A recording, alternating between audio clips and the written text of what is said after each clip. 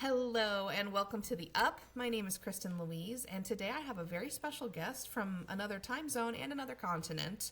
I'm recording in the morning, but good afternoon, Hannah. How are you doing today, girl? Hi, I'm doing really well, thank you. How are you? Good. I think you're a hot 6 hours ahead of me. So I originally had reached out to Hannah, and we'll talk about how we get to know each other and all the fun things she does. But I originally reached out for the interview, and I wasn't really thinking the time zone. And I was like, that's probably 7 p.m. for her. So let's not do that to her. So we're doing 7 a.m. for me. But I'm much better at 7 a.m. than I ever am at 7 p.m. Much more of a morning gal. So I am so happy that we carved out the time, and I'm appreciative, Hannah. You have a lot that you have going on. I've known Hannah, just the backstory for all the listeners. I've known Hannah just a little bit through a community that we're in called She Rises. We're both authors, and I'm sure we'll get into a lot of that.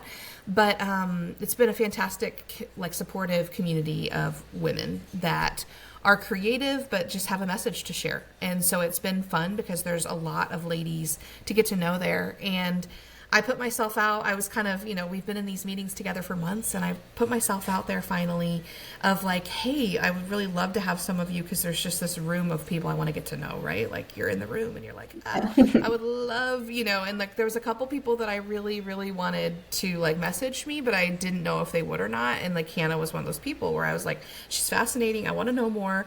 But like, it's kind of one of those things where you don't want to slide into the DMs and be rejected. So, Hannah, thank you for answering the call and allowing me to interview you and not making me slide into your DMs. I appreciate that.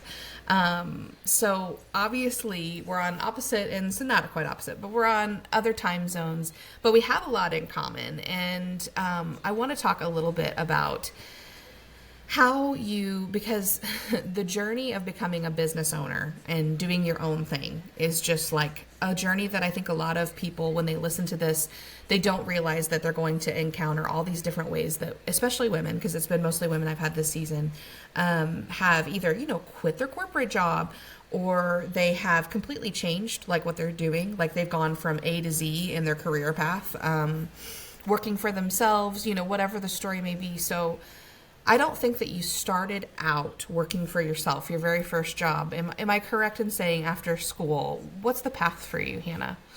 What got Yeah, you to where you are? my very first job was at the age of 14. I was a pot washer in a pub. Love it. Yeah, and then I've done various different things over the years. I've kind of been trying to find my feet and floating through job to job and just giving it a go and seeing if it fitted. So I've gone from working in hospitality. I went from pot washing to a kitchen manager. I actually worked for English Heritage at a tourist destination as Yep. well, Whitley Court. I have worked in retail, and the last job I did was actually an implant specialist dental nurse. So, Oh my gosh. So you really have done quite a few things, which most creative people I know have. It's not a linear journey that we're on in this life. And tell me, how do you develop and cultivate, your title, your self-given title, because you work for yourself, is that you're a healer. And you do many things, and you have awesome certifications, and we could go on and on, but like, how did you figure that out? What's the story behind the healer? well, I've always had this kind of deep knowing and calling, like almost kind of a message from God that I'm here to help and guide other people. That's one of the reasons why I studied psychology and criminology at university, because I just wanted to understand people. But then when I graduated, obviously I felt like I needed some more life experience before I could kind of go into that role of guiding other people. And unfortunately, when I did graduate, it was like right in the middle of the 2008 financial crash. So, Same, girl, same. so I tried So so hard to find a job in that field, and I just couldn't. So then, it got to the point I just had to take the next thing that came up, and that's how I ended up back in kitchens. and okay, what year did you graduate? 2008. Okay, I graduated in '09. No And so way. same. Right in the Yeah, middle of the crash, girl. You get this degree. Did you go for psychology? You said, right? I went for yeah, psychology as well. I ended up with communication because the part of healing that I can't do, which I want to talk a lot about because I'm fascinated by, is just holding the space for people. It's really, really hard for me to hear some of the I'm too empathetic. It's hard for me to turn that off. You know what I'm saying? Like, I just carry it everywhere with me. And so it ended up burdening me to the point where my advisor was like, hey, girl, let's find another thing. We all really love you. Let's find another thing for you. Like, the knowledge is there. Like, I enjoyed learning all of it, of course. But, like, practically doing it day to day was not going to be okay for me. And so I think everything happened as it was supposed to, and that's a great, thing that he did for me, and identifying that early because I was struggling. Like, is this what everybody goes through to be a psychologist? I didn't know. I was young, but 2008 and 2009 was a weird time to be alive for everybody, but to graduate college, okay? So you put your money and your time into what they tell you to do, because they tell you to go to college, don't they? Like, Yeah. grow up, get good grades, go to college. And we do that. Bright-eyed and bushy-tailed Hannah and Kristin don't even know each other in different countries. And so then, yeah, like, you're like, well, I guess I'm doing whatever now. I guess I'm just going and getting a job because there's no job that I can get, because it's hard enough with no experience to get a job, right? But then in the middle of a stock market crash, like, nothing. And so I actually went into, and that's interesting that we got here, I actually went into timeshare sales first. That was my first career. Wow. Because I had a communication and speech degree. So it's like, hey, she can probably sell a timeshare, and I could. But, like, that was not what I wanted to do, just like you probably didn't want to go into hospitality and all these other random things, that you ended up doing. But it's great because through those things, I think we find our own path, and, like, those people were probably still drawn to you from a healing perspective, even though you weren't, like, all in on that career path yet. So do you have any fun, and I don't even know, I'm just leading the question here, but do you have any fun early stories of, like, people that you really helped without doing this full time? Yeah, I mean, I've always been kind of like that person that people generally open up to. I meet somebody, and then within like 5 minutes of knowing them, they've told me their entire life story and their biggest Yeah. trauma. And, And you're and like, whoa. yeah, but I love it. It's such an honor to be able to have an energy that people feel that comfortable with, and sharing some of their darkest moments with me that they haven't shared with other people. I think is one of my kind of gifts from God, definitely. Absolutely. And I'm an energy gal, and, like, you have a very calming energy about you too. I have a very spastic one, which is why this didn't work out for me. But that's okay. We're all different. Like, that's a gift from God too. Like, I was probably meant to interview a variety of people and, communicate in different methods. And so the energy that you have is very calm, very, what am I trying to say? Stable. Like, you are very consistent. And so you go in through these different careers. It's so hard, even just thinking back to 2008, 2009 timeframe. It's so hard when you don't know the future. Like, I know that we never know the future, but, like, when you're young, so, like, how do you get the courage to eventually go through all of these different career paths and work for yourself? Like, what gives you the gumption? Well, I think it goes right back to when I was 13, and I walked in on my dad and taking him a cup of coffee, and he was having a heart attack on the sofa, and he Oh, died there and then. And that kind of set me on a self-destructive spiral, but also my healing, my whole healing journey. And it just really made me think, that we only get one life, and life is all about experiences, and we have to take it and grab it and make the most of it. And you never know what's around the corner. He was fit and healthy, and it was completely out of the blue. So I think, that really then gave me that drive to just want to do what I wanted to do, and to just try all these different things and work out my path. and it's hard, like you said, it's self-destructive too. Like, it's not just like you were inspired and then everything was great from that point on. I think that's what people sometimes get wrong. It's like they see people in, like, where you and I are maybe, and they're like, oh, that's so inspiring. They're just like, they were meant to do this, but they don't see the really hard stuff that happened to us on the path of healing and finding ourselves. And nobody's perfect. I'm not saying we're done. I don't think that journey's ever done. And I appreciate that every day is a new opportunity to learn and grow. I used to not look forward to new days though, because we've all gone through really dark times. And the thing that brought me back through that, I almost died 2 years ago, is the short version of my story.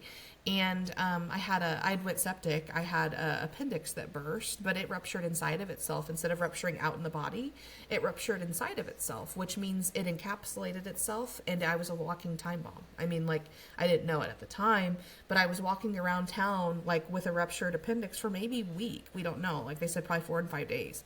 And that is scary to go through, because on the other side of that, it took forever, like, to figure out what it was, to get all of it out. Emergency surgery, was in the hospital, but then, like, to think that that could happen and I didn't know what was going on in my own body. Like, there was a whole thing there of, like, mentally, like, just unpacking that. I was a mom, my daughter was 2. There was just so much. But what happened to me, the big moment, and I have mentioned it, on this show before, but in the hospital, I just kneeled one night. I was in the hospital for over a week, and I just kneeled, like, midway through, and I just said, use me, don't take me. Like, I believe in God. I never stopped believing in God, even though all the terrible things that, might have happened between, when I gave my life to the Lord and now. Anything that's happened wrong and it's not been perfect, I've never stopped believing. But in that moment, I just said, use me, don't take me. Like, I'm not ready to go. And truly, that changed the trajectory of my career. That changed the trajectory. That's why you and I met, because that's what ended me up in She Rises. That's what made me write my book. That moment of surrender was powerful for me. But some people meet us, especially, you as a healer will attest, they meet us when they can't see the hope even. They can't see the future. And so what's the inspiring word for them to get them to that point of, surrender and trust, or even just opening up to somebody like you and letting help in? Because that's a hard thing for a lot of people. It is. It's a really, really hard thing. And I think it's just knowing that you're not alone. And I think that's one of the reasons I think the internet is an absolutely Yes. incredible thing now, because you can see other people and there's lots of people out there sharing their stories, and just listen to them and realize that even though that your paths aren't like this exactly the same, there's other people who are in these really dark places and have been able to make it out the other side, and use them as inspiration to try and help yourself. I had a similar kind of moment of faith when I had a car accident in 2016 and I broke my back. So I was going around the corner. Yeah. It was an adverse camber and there was some mud on the road, and I felt like the wheel go, and I knew that there was nothing I could do, and that I just had to kind of let go. So I just sat there, and this moment feels like an eternity. And I just sat there and I said a prayer and I said, Lord, just please, whatever will be, But I'm happy, I'm safe with it. Just try and look after me. And that moment must have been only a couple of seconds, but it literally felt like minutes. And then the next thing I knew, I was on the other side of the road, and I got myself out of the car, But I thought I was having a heart attack because I got this huge pain in my chest. Sure. And then it turned out actually I'd smashed one of my vertebrae. Oh my gosh. So was anybody injured? Was everybody okay? Luckily, I was the only person in the car, because the passenger side had taken the brunt of the roll, and I think if there had been anybody in that side of the car, they probably wouldn't have made it. But So then at that that was point, also it no, was no, also go really ahead. hard as well, because like I literally didn't have a scratch on me. So if you looked at me and I looked completely fine, but then I'd actually broken my back, and that kind of psychologically was a really big thing to deal with. I had like a month in hospital, like Absolutely. I There said, was a and then I lot. had 6 months in a back brace. Oh, yeah. Like the after the incident is just as important, if not more important, than the incident itself. And I found that through my healing journey, because psychologically, just like you said, like, yeah, that one moment, it was 3 seconds, maybe it was 5 and it felt like forever. But afterward, the unpacking of that and making sure that you're okay. Mine happened to me, yours was a little while ago now. Mine happened to me in kind of midlife. I was, 36 years old, smack dab in the whole, because, when you look at the actual lifespan, 40s about midlife for most people, right? And so this happens to me at 36 years old, and I just think it was, God doesn't make any mistakes. I know what was going on there. It's a wake up for me, and I am stubborn, and I do feel like I don't think you're stubborn at all. That's not where I'm going, but I think for me, I needed that. Like, I needed, unfortunately, to be taken to that level to remind me of I'm not in control. And I do have gifts, and they need to be used, and it's okay. I was having the biggest guilt. I had like Hannah and I talked previous. I always talk to everybody that I have on before we go live, and I had like some TikTok. You don't even want to use the word fame, but whatever. I had a little TikTok pop off, let's call it that, and I just felt like so weird. Just like my whole everything was just bizarre. Like I had no control in my life. Does that make sense? Like there was just things that were happening to me, not as a victim even. Like I'm not even saying they were bad. It was just like I had no control of how that happened. It happened quickly, right? And then you go through something like that, and it's like I never had control to begin with. Like what was I reaching for there? It was such a good like peg, like take it down a notch, Kristin. You were never controlled to begin with. Like, I was always in control.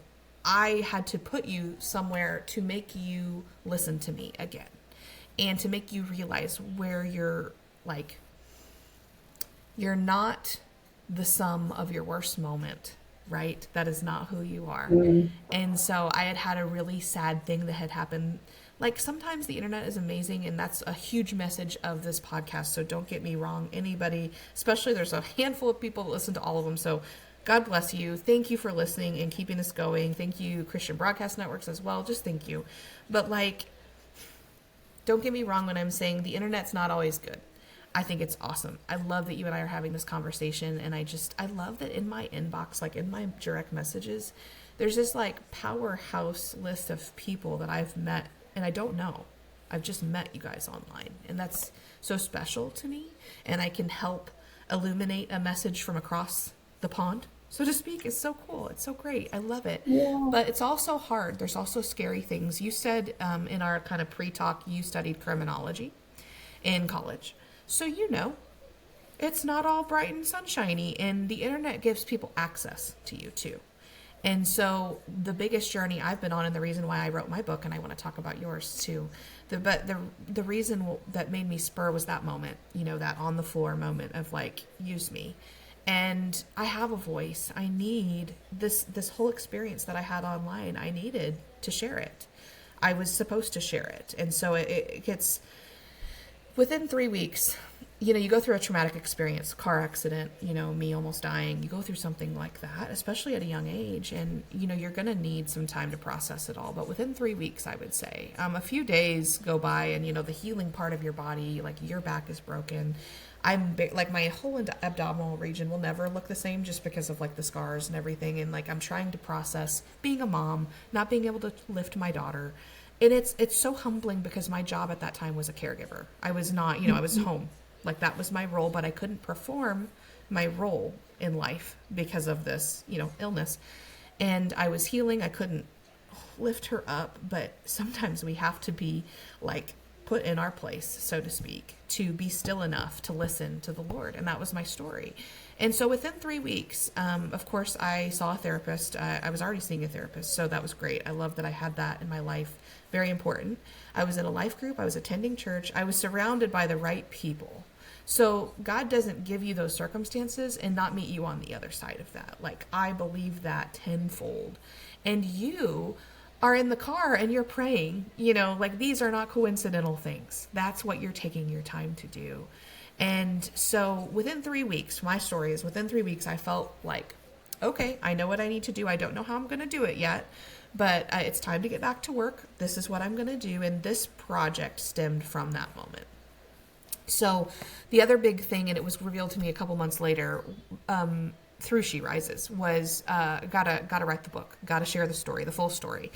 And other people are going through this. As I talked to more and more, especially moms, because that's who I was convening with in real life, I'm realizing, wow, not only am I not alone, which is comforting. I hate that people suffer, but misery loves company.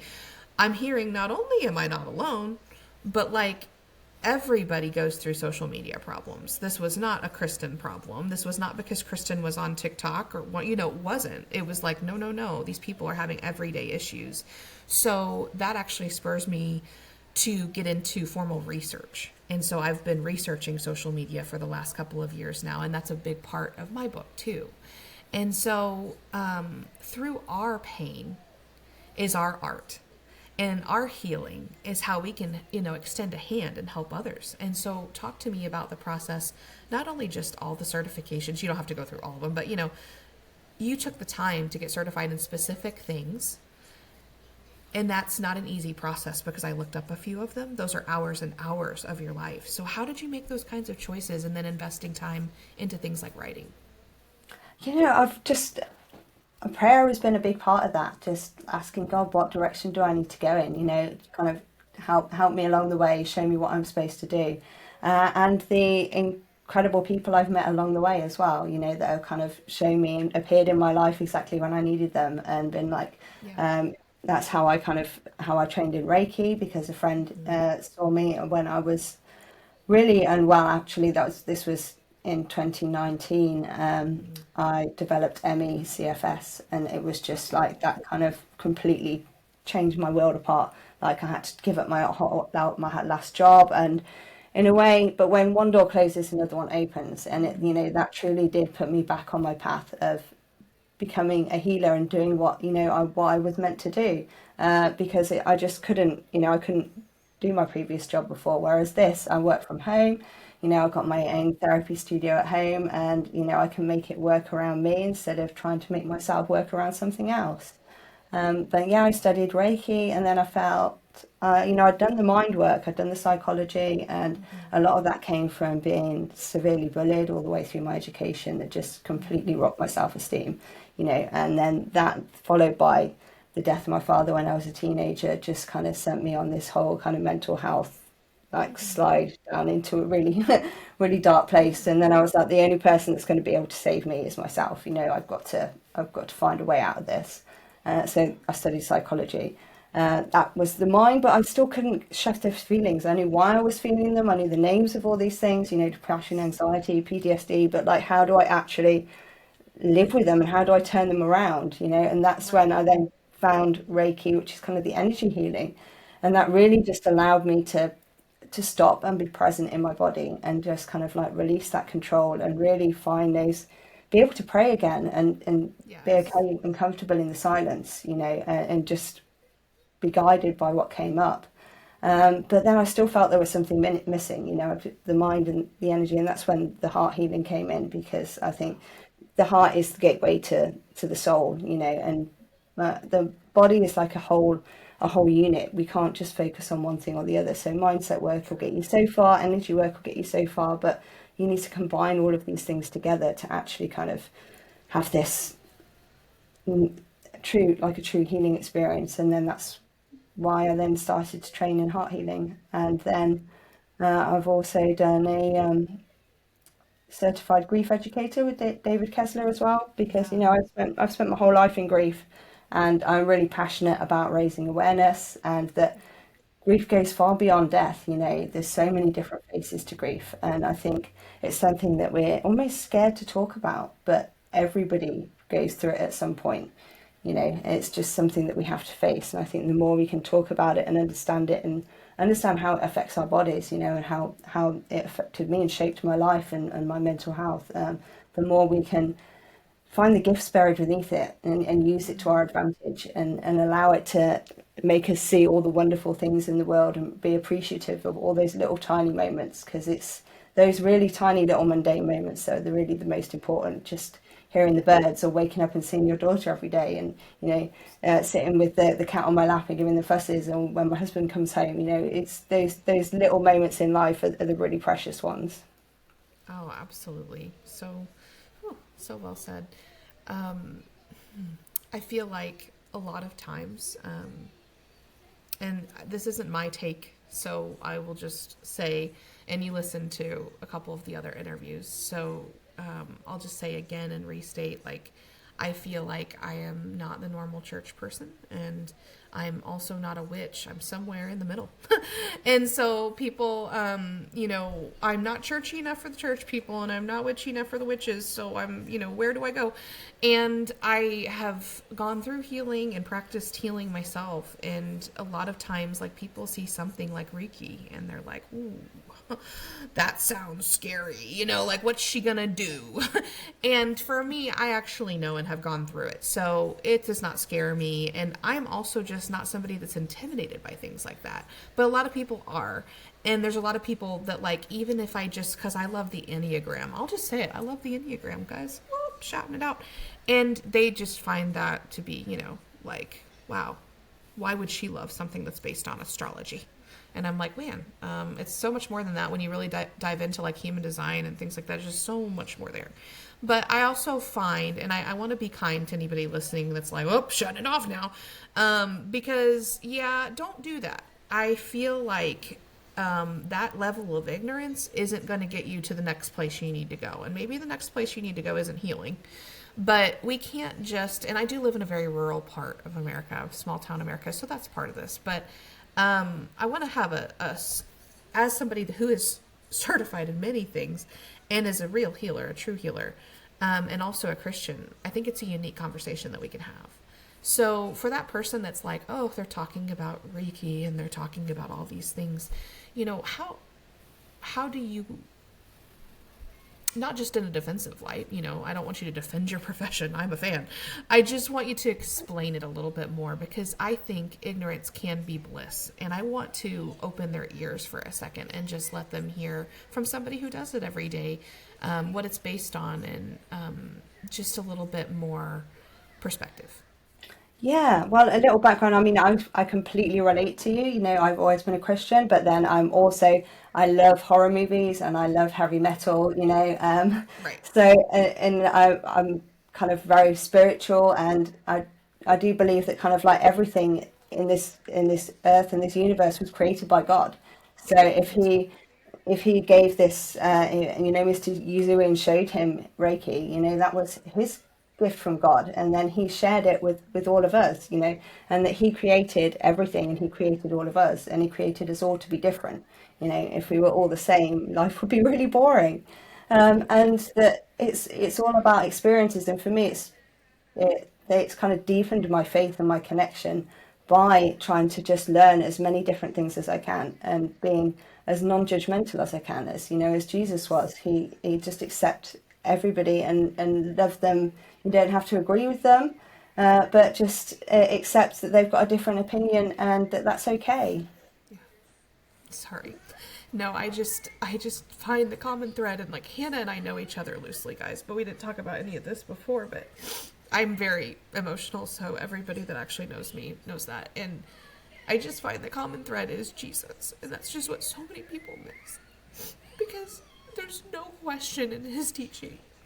And, if you want to be like Jesus, which hopefully anybody who believes in God would want to be like Jesus and his teachings on this earth, that's the exact same thing. You just said it so well. It's so simple. We need to love each other where we're at, and that's not always going to look the same, and it shouldn't. I don't think we were all created to be little clones, right? Why would he give us all these specific giftings? And many of them are discussed in the Bible. Like, we can't pick and choose. We can't pluck the parts that we want to magnify. We need to follow his teachings and be humbled by that. I mean, this is my hot take, but, like, we need to follow his teachings and be humbled by the things we learn as we grow, but we can't pick and choose the things that we want to, well, I love that Jesus did that, but I don't really, no. Yeah. Like, you need to follow, the master, or you don't. And it's hoping to encourage people to follow, not the opposite. I see so much of that. And, you and I are on different continents and different time zones and many different people that we encounter. But I see a huge opportunity. And that was a big reason, too, why I started this podcast project, because I see so much data of, like, especially in the UK too. I talk with my friend Thomas about that a lot. People are coming back to the church. Young people are finding Jesus for the first time. A lot of their families, like, they grew up in a time frame when a lot of the age group where their parents are had walked away. I walked away from faith. And so now there's a powerful thing that's bringing them back. There's revival. There's big things that are happening even on college campuses and stuff. And it's hard because they walk back into a church and maybe it's more corporate and not, and that's not a bad thing. Like it's not me digging the church. I love church. It's not that. It's just like there are so many people out there that are having personal experiences with Jesus Christ every day. And I want to shout that from the rooftops because that can happen in a church and it doesn't have to. And there's people that can meet you exactly where you're at. And there's healers that want to help you and all of those things, maybe not in the specific way that you're doing it with the specific principles, but they're all outlined in the Bible. These are all gifts. These are things that Jesus did while he walked the earth. And it's a lot of times I'm a speaker, so I get to talk to people and I get to my favorite thing is not just speaking. My favorite thing is actually when I have a medium-sized group maybe that I can actually facilitate. Does that make sense? So take questions and really talk with. So I'll have a topic that they'll give me, but then we can really, and I'll lay my hands on people and we'll pray and we'll really talk about things. And I have this one gal who essentially is very similar to me, but it just took me standing in front of a stage earlier this year and saying out loud the things that I possessed for her to be like, I have those too. Oh my gosh, I didn't know. I've never met anybody like this. And I said, I get it. I had a woman exactly like that plucked me out of a church that was like, I felt you coming. And that sounds crazy to some people, but that was my experience. I was sitting in a church, I was 22, and she was like, I didn't know it was going to be you and who you were, but I felt you coming, and I just want to help you with some of these things because they can be heavy. And so some people that's crazy. I don't have these gifts. I don't, So for those people that maybe don't feel as deeply, as intuitively, whatever, because on a healing spectrum, some people have that and some people don't, right? We're all different, which is the beauty of the conversation we're having. But I feel like you and I are kind of more on the deep feeling, the intuitive spectrum. So for those that don't, that kind of just feel maybe this isn't real, is there any, not even just religious or biblical, but is there any experience that you can share with them or a story or, they just don't, it's not even that they don't want to believe it, but it's maybe just they can't get their mind to wrap around it, I think, this combining that science and spirituality. I mean, both my parents are scientists. They're both teachers, come from a real scientific background.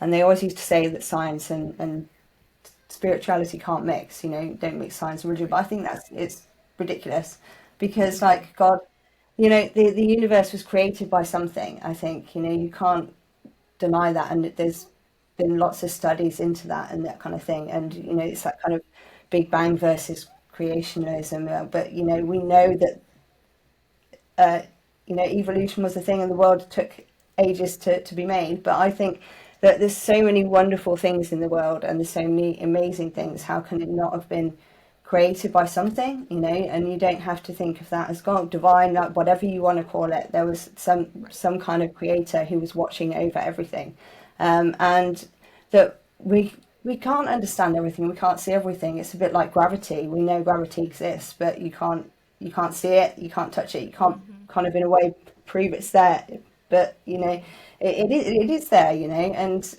I think that's kind of the same way I feel about my faith. It's just got to be something more, and that has been a big kind of comfort for me as well, knowing that those who are no longer here are waiting for us on the other side, and I think Amen. that I personally would have found my whole journey a lot harder if I didn't know that all of these people that I loved and cared about and that were taken from my life, what I feel too soon. But then that was their path. It wasn't my path. That's the other thing to remember. It's nothing to do with me. That was their journey. But it's not the end. It's just a momentarily goodbye until the next time we see each other.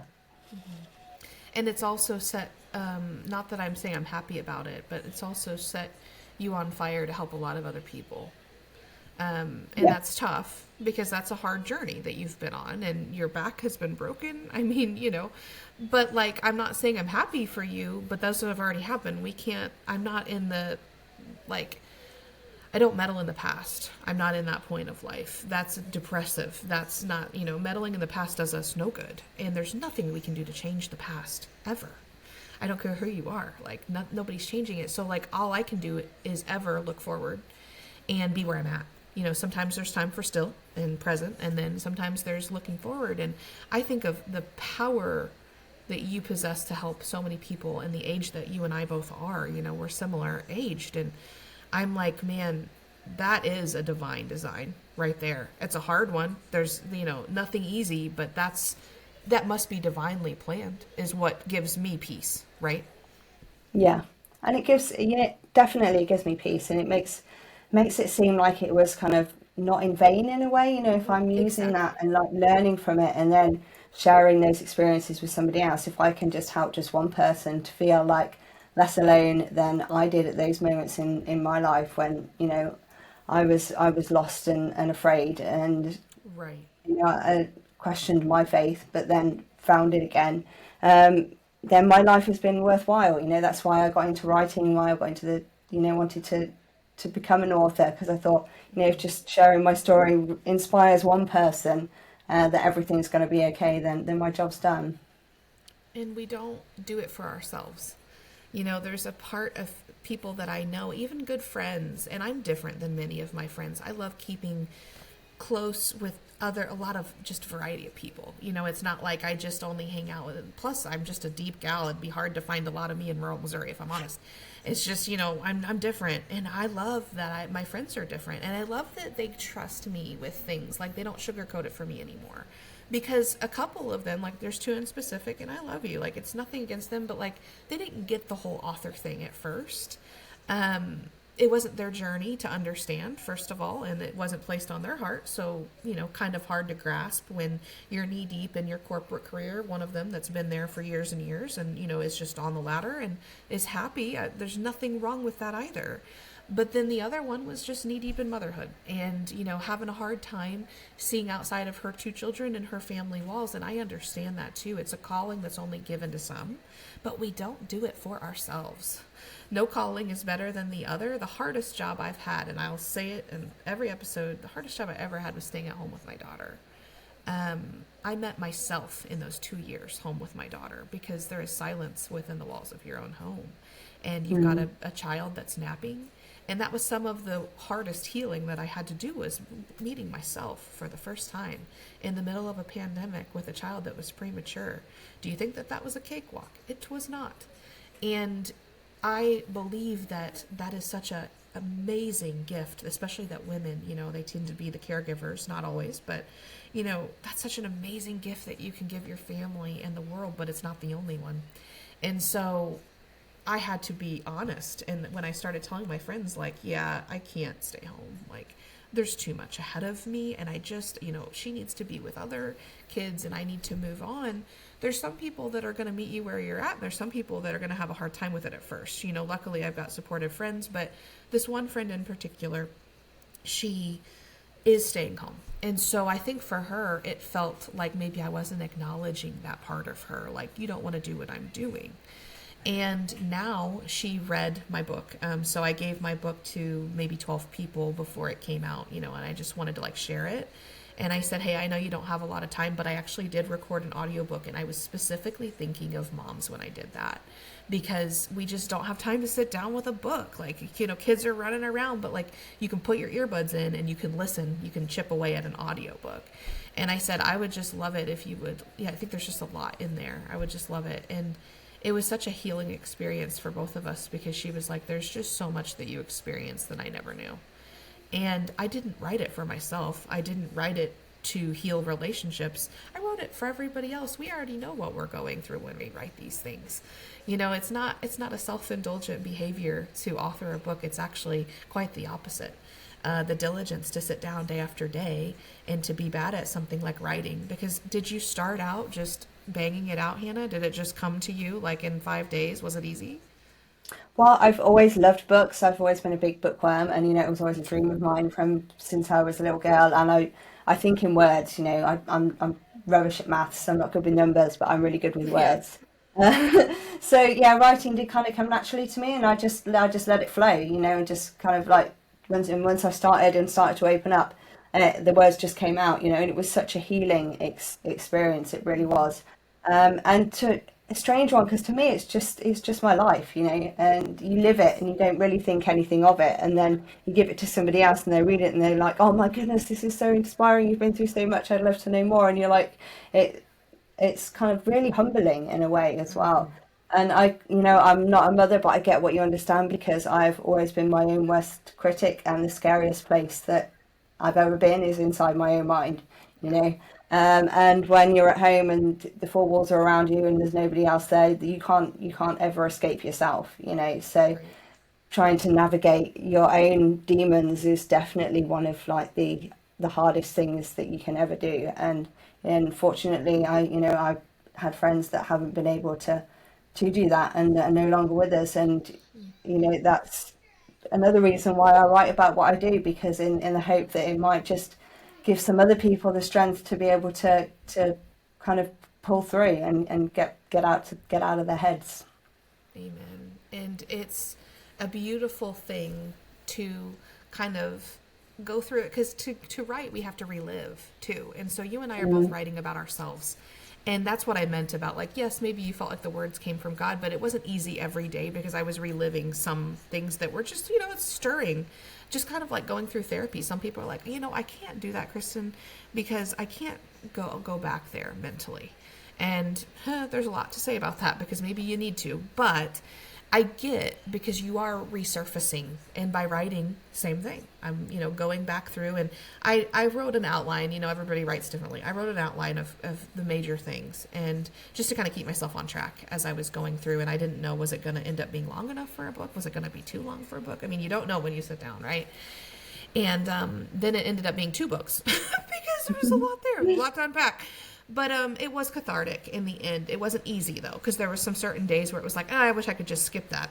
Can't though. That's a big thing. Like I need to write through this. And so a big theme for me, this was last year when I was writing. A big theme for me was write through it, because I have a goal and I'm going to end up on the other side happier. And so I'm glad that I did. I think the best thing I did, so an idea for you, was actually reading my own book, like, the audio version. It just felt like I had written it and I was proud, and a couple of people, editors of course had looked at it and stuff, but like then I give it to a couple of people in print, and it just was more meaningful to me reading back my own words. And it kind of was almost like, what is the when you like break up with somebody and you need, what's that word? Closure. It was like closure, like reading it. It was like the closure that I needed to just kind of like seal that experience. And I just felt like I got to bring it to life. So that was a really cool thing. And I just do know so many people. I'm also dyslexic, so I really enjoy listening because reading can be more challenging. I can definitely pick up a book and I enjoy doing it, but I like to listen. So that was a cool part of the piece for me. And, okay, two questions. Do you plan to write again? Like, do you have future plans already to write again? Yeah, I've actually signed up. I've done a lot of co-authored, so I've written Right. chapters in anthologies, but I have actually Nice. signed up to do my own book. So I'm currently in the process of writing my own book, which is going to be out next year. So that's Oh really my gosh. exciting. But I've done a lot of healing to get here, and Hmm. there's some days where I'm not feeling so good that I just don't do it because I know if I try to go to that place, Yes. it's just gonna hit me in a way that I'm not strong enough to cope with on that particular day. So it's a lot Yes. about kind of really knowing yourself and giving yourself that grace and compassion, and also realizing that you're not that little girl anymore. You're not that little person. You've been through it. You're out the other side. You've done the biggest, scariest bit. So, but then also being kind and compassionate and knowing that some days is just not the day to go back to that place. And like, hear us when we say these are two ladies, and we're definitely into midlife. We've had a lot of experience and some hard things that we've shared, but I think the key to people that I find that are truly resilient, resilience can take many forms, by the way. I mean, honestly, sometimes resilience is waking up, like period. Like sometimes that's what resilience looks like for a human because of what they've been through. Like that, just making the choice to be alive is resilient for them.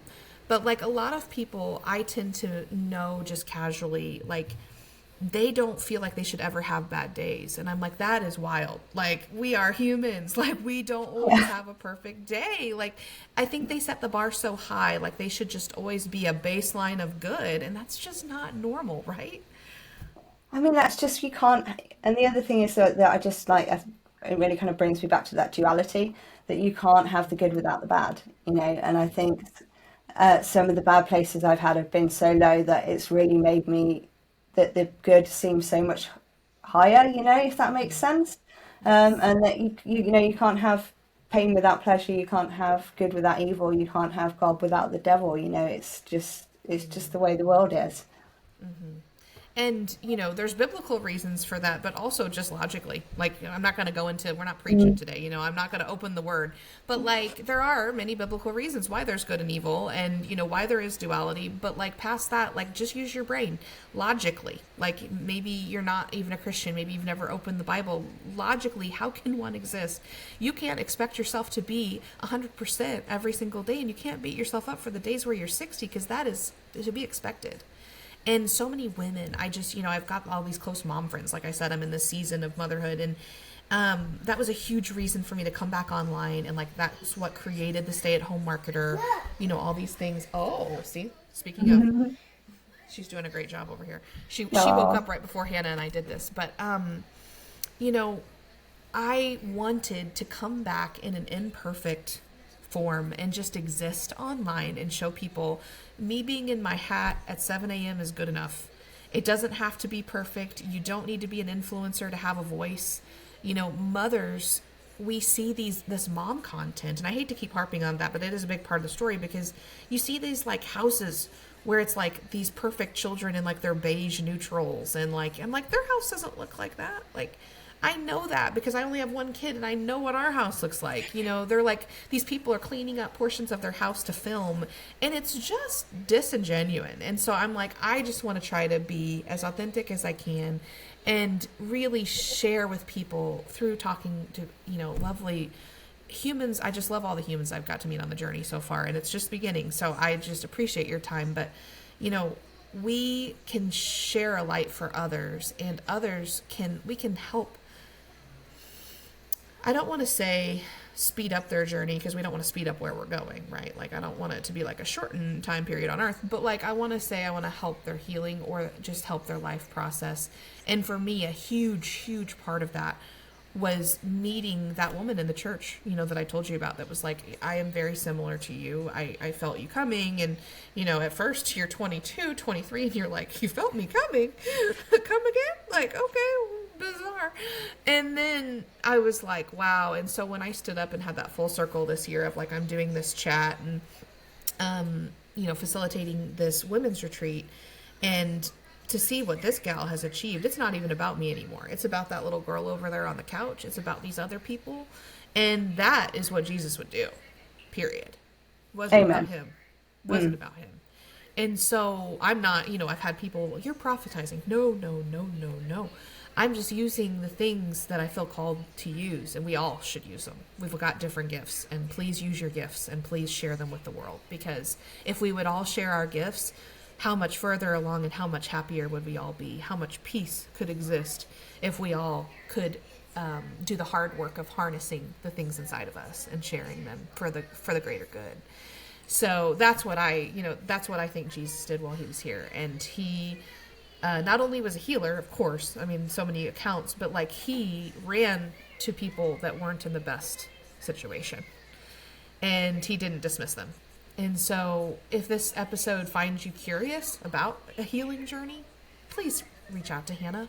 Not only have Hannah and I, been co-authors and done all kinds of stuff, but she's got great content just on her page. I don't have people here where I don't pre-screen and look into what they do. I don't just, be like, hey, anybody can come on the podcast. But like, she's also able to do that. And I did want to touch on this before we talk more about future projects and all that. But how does healing work online, Hannah? Like, how does that work? I think for me, it's been a big bit has been kind of healing the visibility wound and kind of Mm. like being feeling like I'm worthy to be seen in a way. And I Oh, think okay. actually kind of sharing things online, because so that's something I never did until I healed my heart, And I think that comes down to years of bullying and just that kind of being somebody tells you're not worthy, and for so many times, or you're not, you start to believe it, don't you? And then there's that big fear of like being seen and thinking like, but what if somebody does this, what if somebody, and then it's like, well, no, actually, but what if they don't? And even if they do, it doesn't really matter, because it's just one person, and it's you. I'm not talking to them, I'm talking to the millions of other people who find it inspiring, and it was really scary at first, but then the more I've done it, the easier it's become. And actually, I've been quite lucky in the online space that I haven't yet, touch wood, come across Right. anything like that. It's all been really, really positive, and I think that's just really propelled my journey as well. And I think, if I can't share my story and like you said, just be authentically me, because I think the online space is full of so many people showing only like a tiny window into their world that is the Yes. perfect orchestrated picture, Yes. instead of actually genuine real life, and that's what people want to see. They want to see real life. They want to know that they're not the only one that's got a pile of washing that needs to be done and dirty dishes in the sink, and that Amen. it really is not the end of the world. Yeah. And perfection, there's only one, perfect human that's ever going to be here. So perfection and 100% all the time, throw it out the window. Like, that is not what the journey is. And meeting myself at the days that I'm 50 and 60, that's way more important than feeling good on the days that I'm 80, 90, 100. And the quicker we can share that, and I think I've empowered more people just by the bare minimum of being Mm, like, it's fine to be, you're enough. Like, you're today, whatever you came in here with, if it's 10%, it's actually quite enough. Like, you don't need permission to exist. And for the longest time, I felt like if I was going to do anything online, I needed to curate it. I was going to have to show up. It's kind of like when you speak. Like, you want to show up in a certain version of yourself if you're giving a speech to people. Like, you don't just want to, show up on your 10% day. Like, you kind of want to amp yourself up, hype yourself up, because you want to give them a good experience. But I couldn't do that every single day of my life and be real, because that's just not, you're not coming into it that way. So it's like, you're a healer and you're going to have a bad day, right? Like, you work with people, but just because you heal other people, that doesn't mean that you're 100% healed yourself. And that is the big misconception, I believe, of many women. definitely. It's I like, think no, healing. girl, we're still journeying here. It's a long one. Yeah, healing is a continual journey. I don't think anybody ever, anywhere, is fully healed. And I often think of it as like an onion. As soon as you peel back one layer, there's another layer underneath. And I think anybody that claims to be completely healed is just not telling the truth. There's always more to be done. There's always more to be learned. And at the end of the day, we are only human. And we are going to make mistakes and stuff. But it's about owning those mistakes and learning from them and growing from them, and then turning them into something better, that is the most important thing. And we're not perfect. We make spelling mistakes. We mess up. The dog barks when you're doing a video or whatever. But Yeah, I for think that sure. just it makes it more relatable, because it shows that you're almost, you're real. And I think especially with the age of AI and computer generated stuff and all of this, I think that's so important, just not It to get is. lost in this kind of like fake curated world. I think that 10 years ago, I was aware of AI. I think marketers were, because it was starting to become like when you were doing search engine optimization and stuff, Google was using it. And so we were aware that it existed. And then about 5 to 6 years ago, it became available to us. And it was exciting because it did help me. So like I do use AI, not necessarily for my written content as much anymore, but I use it as like a research assistant. I use it for graphics sometimes. I use it to like help me do milestones on a project. So like I'm a big vision person and I help it helps me break down smaller goals. So like AI is really cool. But like here's my prediction. Authenticity is going to be the currency of the future because you can't pay for authenticity. You can't. AI is now being like, and I don't know if people are aware of this and I don't mean it like to scare people, but like AI is now being flagged in the background of Meta platforms. I don't know about TikTok or anything, but like it's not being flagged up front like they said it was, but on the back end there is a flag. And so they're aware when things are a certain amount. It's not a perfect science yet, but like they're aware when things are created with AI. So what I think is going to happen is smart platforms, like let's say Meta is smart about it, and they're like, well, I'm not going to give that computer generated content as much play in the algorithm because people could, just pump that out all day long, right? Like I want to give this content that's rating 0, on our system of like could be potential AI. I want to give that more play because they don't want robots. Like that's not what, like it's a creative place to be. So I believe authenticity is going to be the currency, and to be authentic, you've got to heal. There's no way. Fake is not authentic. And so I hope that this AI swing, and I know this is like a huge thing to even think about, but I've been, like I said, I've been aware of AI for at least 10 years and I've been using it for 6. So maybe not in the same specific light that it is now because this last year it just blew up. It's so mainstream now. But I've been aware and using it, and I truly feel like it's going to bring our healing journeys and our personal authenticity to a premium. Like people are going to see the down of AI, and I'm already seeing it. Like, do you note mentally? And because we're readers and writers, I hope that AI brings critical thinking back in style. Like, because as a critical thinker, as a reader, as a human that has experienced a lot of content, I can see it a mile away. And I not only do I need it, I don't need it flagged by a robot to see it. Like I know what's going on with AI generated content. And so I pray that it's cool. It can be used for a lot of things, but I pray that it only brings like creators, influencers, people that are putting themselves online and have a message to share. I pray that it only brings our authenticity to the top. You know what I'm saying? Like it makes that even more important, and it makes people reach for that harder, because wouldn't that be the plot twist of AI? Like, wouldn't that just be the biggest blessing?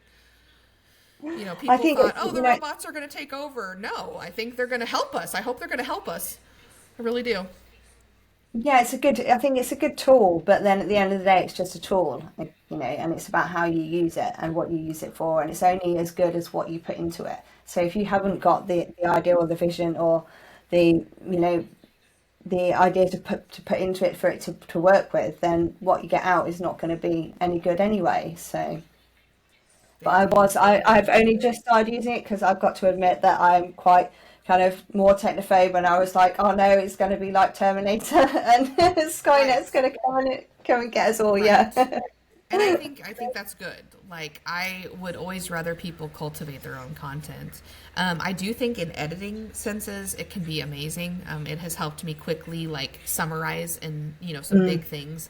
I've taken old journal entries and I've scanned them. I have a scanner that'll take my handwriting and, we'll put it into mostly text. But I've done some amazing editing where like I had pages and pages of handwritten journal, and then I was able to like summarize those with AI, and that was major. Like, like there were some themes inside of that, and like that was amazing, cool use of technology. But I didn't just plaster that on the internet. I didn't just use that as content.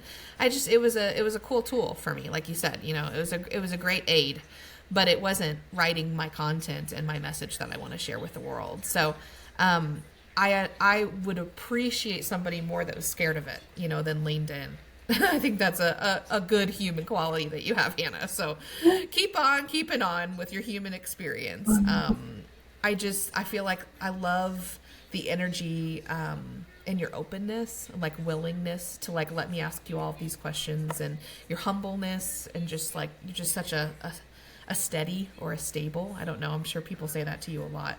I can see how that's probably super helpful to your clients. Can you just briefly kind of talk about how somebody, like how it looks to reach out to you and learn more about working with you? Yeah, of course. I'd just like to say, yeah, I am kind of like everybody always mentions about my calm energy, but I do think sometimes I'm a bit of a swan. So it's all okay on the surface, and underneath I'm kind of going ah. Yeah, But right. we all have our moments, don't we? But yeah, you can find me on social media. On Facebook is Healing with Hannah Darby, or on Instagram it's at Healing with Hannah D. I'm also on LinkedIn as well, and you can find me on my website, which is www.healingwithhannah.co.uk.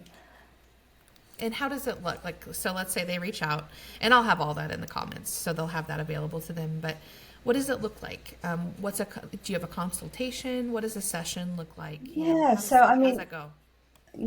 you're more than welcome to book a completely no obligation connection call with me. Put the kettle on, and we'll just have a chat. I like to kind of bespoke package my healing services because everybody is different, and I offer the same thing but just in slightly different ways. So we'd have an initial consultation and then choose a package that's right for you. I've got various different heart healing packages, and we can focus on kind of single wounds or experiences, or like there's a whole kind of whole heart package that we can do.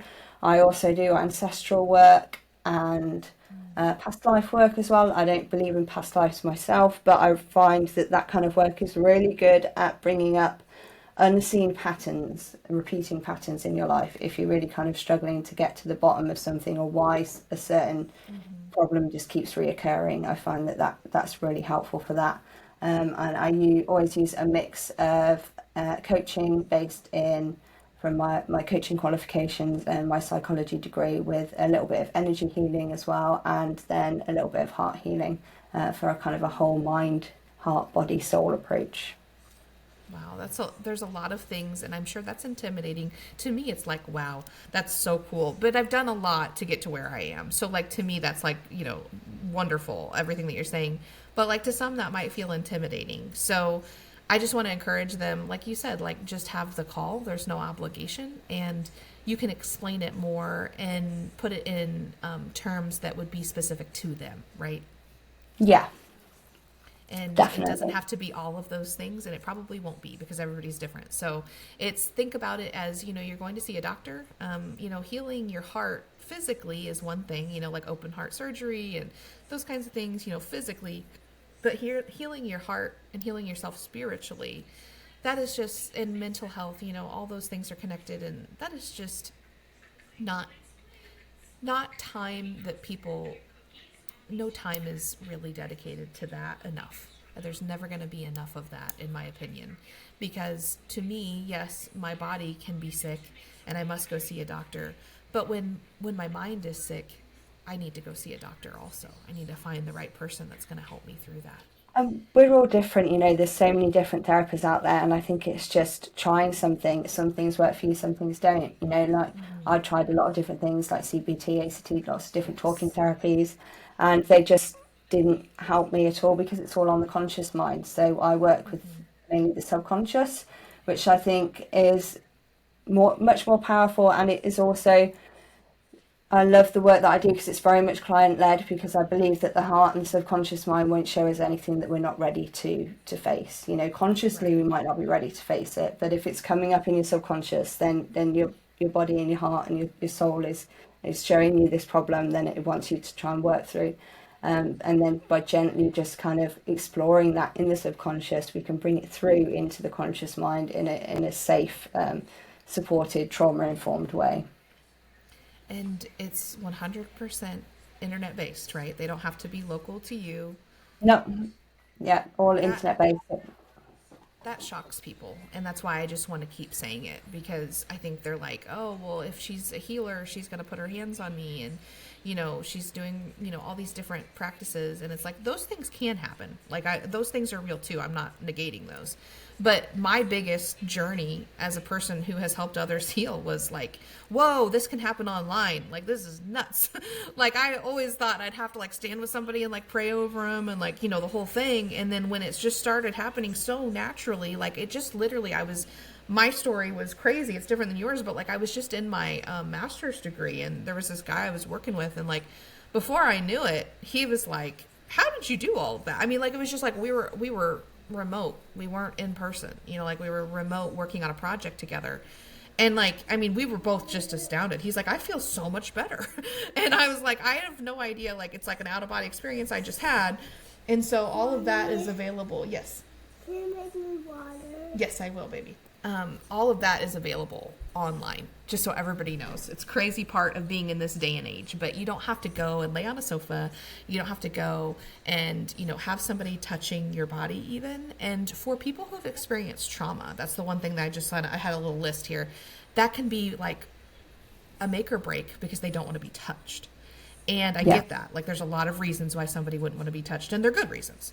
So this can all happen from the comfort of their home in a private setting at a time that's convenient for them. And God bless America, like, and the UK too. But like, whoa, like that's major that we're living in that time, and you can offer a service like that. And I think it's kind of almost more powerful in a way because you're dealing with things that are really sensitive and can be quite dark. But then if you're doing that in a place in your own home, you feel much more comfortable. So you've not got that anxiety and that anticipation of going to a different place and sitting in a room that you feel like that kind of doctor's surgery type clinical thing. Right. Where if you're doing it in your own home, it can, because you're feeling safe and secure, we can just go so much deeper, and I can hold a space online just as well as I can in person. Yeah, I love it. Well, thank you for all the time and just the light that you're bringing to the world and the help. It is not easy all the time, but it's such a need. I always ask everybody, they know how to reach out to you, and I think they've just felt your presence like I have throughout the whole episode, and that you would be a stable person in their life and a healing energy for them. So thank you for that.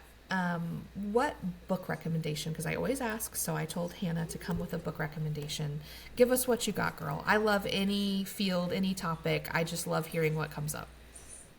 So my true passion is horror. I love a good scary book, and I like a book more than a film because they can go to places that you just can't get to in a movie. And I think my all-time favorite book is by J.A. Curley, and it's called The 100 Man. And it's a series about a detective who's looking for a serial killer who has a brother that is also a serial killer in a mental institution, and he uses him to help him solve the crimes. And it's just the way it weaves it all together and the places it goes to, I think are just really fantastic. I love his whole series of books. Okay. I love that. I love, like, I don't even know, like probably less of a psychological thriller, but like more of like a murder mystery, like I love that. And it's just like a fun whodunit kind of, like I think whodunit is the right, like that's what I love. But like also my favorite TV show of all time is Criminal Minds. So like I feel like that's kind of bridging the two together for me. So I'm definitely going to have to give it a try. Yeah, and I really liked it because I actually couldn't see the end because I've read so many, has watched so many movies. Yes. Generally within the first 5 minutes I can work out who done it and how they did it, and that one really did have a few twists in it that I really wasn't expecting, which is a rare thing for me to find, so I really enjoyed that. Okay. I'm sold. So I'm in. Love it. And I just love I just love you. Can I just say, I just love you. I have a lot of love for you, Hannah. Thank you for being brave and coming on, not knowing me and raising your hand. Because for those of you that don't know, we're in a similar circle of people in networking meetings a lot. And I just kind of put it out there, and I was just hoping, people would say yes. And so I was so thrilled when Hannah said that she would love to be a part of the podcast. And I hope that you guys will not only check out her on socials, because she's sharing some really great content. I don't have anybody on here where I don't see that content, because that's how I get to know somebody, right? Like, social is part of who I am, and social is part of the story these days. And so follow Hannah for some nourishing content. And you have a solo book coming out, but you already have several anthologies available too, so they can find those on your website, correct? Yeah, they can find me on my website, and I also have an Amazon author profile as well. And actually, the beginning of September, I'm taking part in a summit that is free to attend, and I am giving a talk on Wednesday, the 10th of September at 9:30 a.m. BST. It will be replayed as well, so I think that time isn't so great for you, but you can sign up and you can catch it on the replay as well. And I will be talking much more about kind of heart healing, my work, what I do, and how that all ties into grief. So I would love to see you there. And thank you so much for having me. It's been a really beautiful conversation, and you're an incredible woman. Oh, thank you. I appreciate it so much. And I want to sign up, because I want to know more, not just more about Hannah, but just about the awesome work that you're doing. I think the best part of where God has led me on this long journey, and like this kind of new project and podcast and writing and everything, is the people that I've met. Getting to meet people that are, similar in some ways, but very different, beautifully different. I think that's awesome, and just from all around the world. And I was telling Hannah, I'll be in her neck of the woods later this year, so I hope that we get to meet in person and continue the conversation. I would love to sit down and put the kettle on, as you say. Yeah, I'm really looking forward to it. Awesome. Well, thank you, Hannah, and please reach out. And just want to let everybody know, like, looking forward, we've got 2 more episodes this season. It's been a blast. I truly do feel like somewhere in season 2, I kind of maybe, how do you say in Cowboy? How do you say in Wild West? I got like right in the saddle. Like I kind of felt like this was where I was supposed to be, and like the nerves were gone, and just kind of letting God, lead. And it's been a really fun ride in Western terms. I am a horse girl. So thank you guys for everything and the support I've had. I'm so emotional. I've just had a lot of really lovely people reach out that I don't even know, just with their kindness. So thanks, everybody. We got 2 more episodes, and a lot to share. I've got a book coming out myself this fall, and it's been a journey, and I'm excited to finally share it with everybody. So thank you, Hannah, and we'll see everybody next week. Bye-bye.